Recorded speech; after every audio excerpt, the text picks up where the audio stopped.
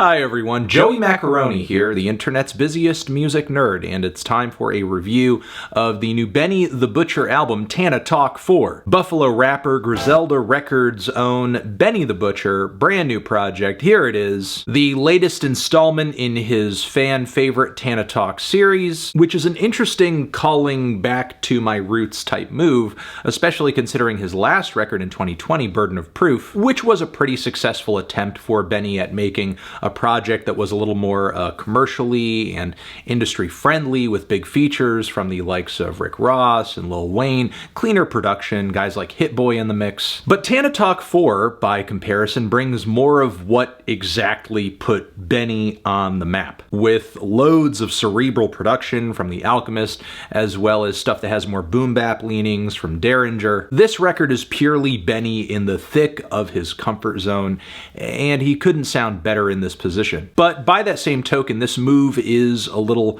deceiving, because rap fans are pretty well acquainted with what Griselda and Benny have to offer at this point. And Tana Talk 4 doesn't exactly expand Benny's cocaine vocabulary. The record is also a pretty standard length and starts and ends somewhat unceremoniously, but damn if it's not still packed with highlights, like 10 More Commandments, which is a conceptual sequel to Biggie's legendary 10 Crack Commandments. I have to admit, it takes balls for Benny to even flirt with doing a song like this, but I suppose Diddy is on the track as well, and you couldn't get a more sound endorsement than that. Benny's flows and lyricism are of course up to snuff, but what's more important is he actually adds 10 more reasonable commandments to Biggie's original verses, like getting out of the game as soon as you can, and no posting and clout chasing on social media with what you do. The song is so good it's a serious achievement. But there are more highlights to come that focus mostly on Benny, like Super Plug, where he goes over his past experiences and motivations as a drug dealer, describes catching cases, the paranoia that he feels. Also lengthy road trips to go pick up product, set to a seriously cinematic beat with lots of sound play from The Alchemist. The way Benny's bars and Al's beat here pairs,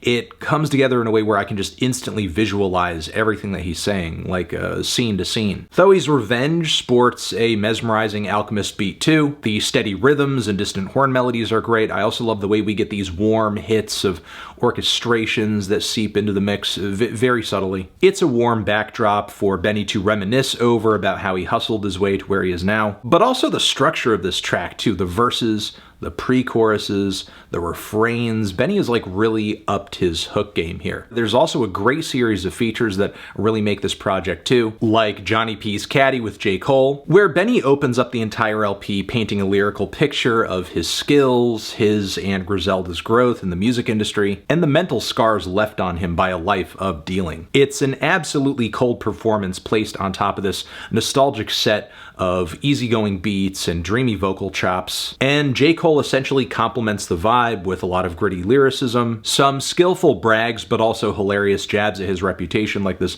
one bar about going to hell if Jesus asked him for a feature, out of fear that either he would go too far with it or, you know, just the rarity with which he gives features or allows features on his own projects. There's also Weekends in the Perrys with Boldy James, which sports some killer drumless production, which is becoming more and more in style these days. And for Benny, I feel like this kind of beat is perfect because it puts more weight on his words, on his lyricism. I think you have to be kind of cut from a special cloth to carry a drumless beat, especially with this pressure from his pen line. I'm loving that one. Also, given his low-key delivery and the lyrical themes that are often found in his music and his multiple connections to The Alchemist, is there a better fit on this song than Boldy? Of course not. Which just goes to show how much thought Benny is putting into who is going where on this record, because there's not a single feature or appearance that doesn't seem super appropriate. So, of course, there was going to be chemistry with Conway on Tyson vs. Ali, which is a really smart cut about standing out artistically,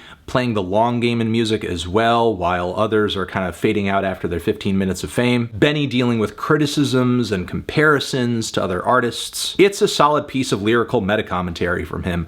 Meanwhile, Conway shows up with a verse that is very encouraging. It's like a pat on Benny's back, like, hey, you're doing great. I'm so proud. We have history. This is amazing. More and more these days, when I see a Conway track or I hear a Conway feature, I look forward to what genuine emotion he's going to be getting across, whether that's anger, introspection, or even here admiration. Deeper into the LP, we also have some really solid trades with 38 Special on Uncle Bun, where you can find these guys building on each other's flows and rhyme schemes for a few bars after each other. There's a chilling beat on this one, which is killer. I love Benny's lines that are in reference to Bun B. But man, 38 sounds absolutely insane on this track. Like, dude switch so I don't talk to people, 2 clips, that's enough for you and your alter ego. But like, that's one of many sick lines across the track that I could just spend, you know, minutes upon minutes diving in. So look, coming away from this LP, it doesn't come together as any huge, like, great flowing concept or well-groomed project or anything like that. In fact, I would say there are a few cuts here that are a little average for Benny, like the Stove God Cooks track, for example, which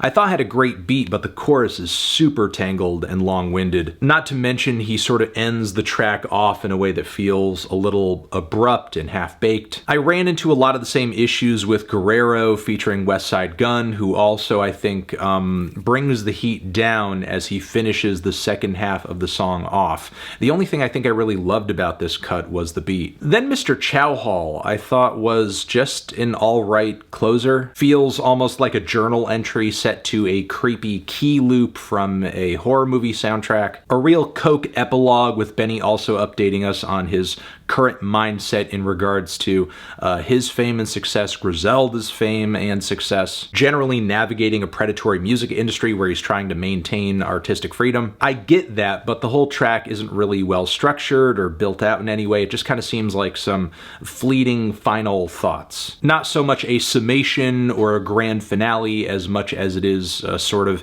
a to be continued that followed after a series of loosely affiliated short stories, vignettes, or song concepts. But with that being said, most of the songs here, I thought personally, were some of Benny's best to date. From this point, when we have discussions of why Benny the Butcher is so good, our mind should go to tracks like Superplug and 10 More Commandments. So yeah, overall I thought this project was really good, certainly one of Benny's best, and it shows that continuing to refine what you already do so well is a valid path to success. Feeling a strong 7 to a light 8 on this one. Tran. Zishin, have you given this record a listen? Did you love it? Did you hate it? What would you rate it? You're the best, you're the best. What should I review next? Hit the like if you like. Please subscribe and please don't cry. Hit the bell as well. Over here next to my head is another video that you could check out. Hit that up or the link to subscribe to the channel.